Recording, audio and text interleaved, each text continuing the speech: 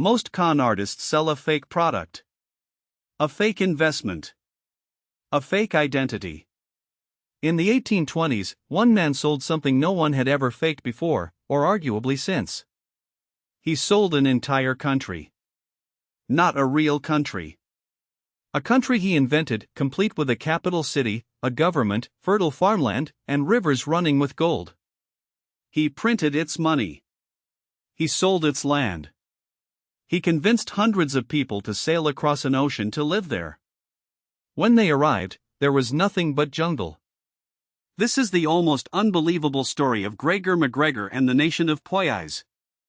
Gregor MacGregor was a Scottish soldier and adventurer with a real, if checkered, military career fighting in South America's wars of independence. He had genuine charisma, a Scottish clan name, and a talent for self-promotion. When he returned to Britain around 1820, London was gripped by investment fever. Latin America had just thrown off Spanish rule, and British investors were desperate to pour money into the new opportunities of the region: mines, bonds, land, trade. MacGregor saw the mania and decided not just to ride it, but to invent a brand new opportunity that no competitor could match, because it didn't exist.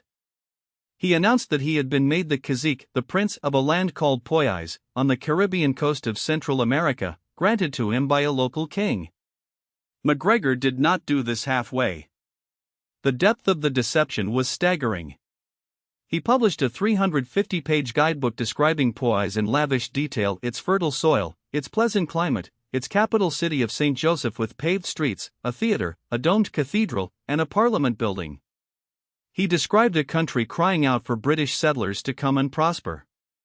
He commissioned official-looking documents. He printed Poyaisian banknotes in real denominations. He set up a London office and appointed a legation of Poyais.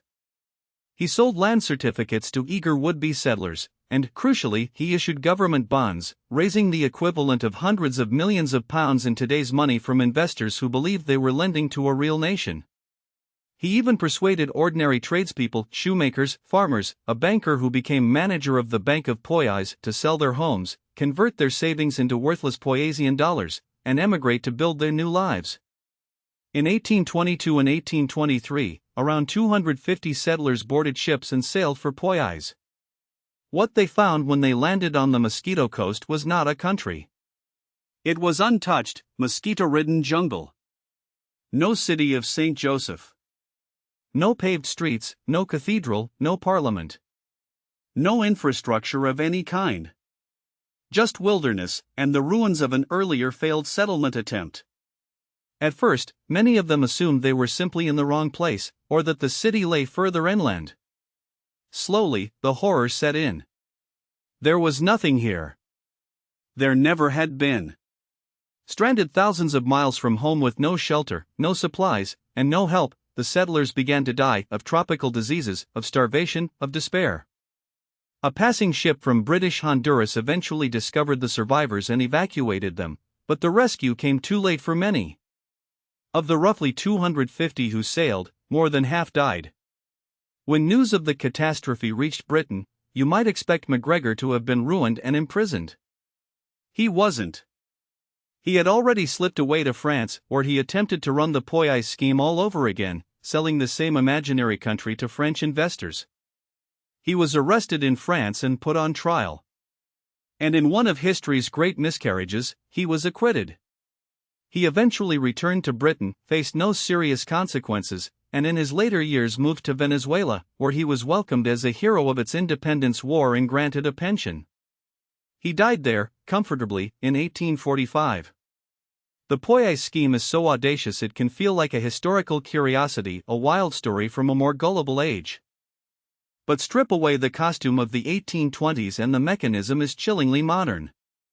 MacGregor exploited an investment mania, a moment when everyone was desperate to get into a hot new market and afraid of missing out. He offered an opportunity that was just exotic enough that no one could easily verify it. He buried it in official-looking documents, detailed paperwork, and confident authority. And he provided social proof. If respectable banks were issuing the bonds and tradespeople were selling their homes to emigrate, surely it was real.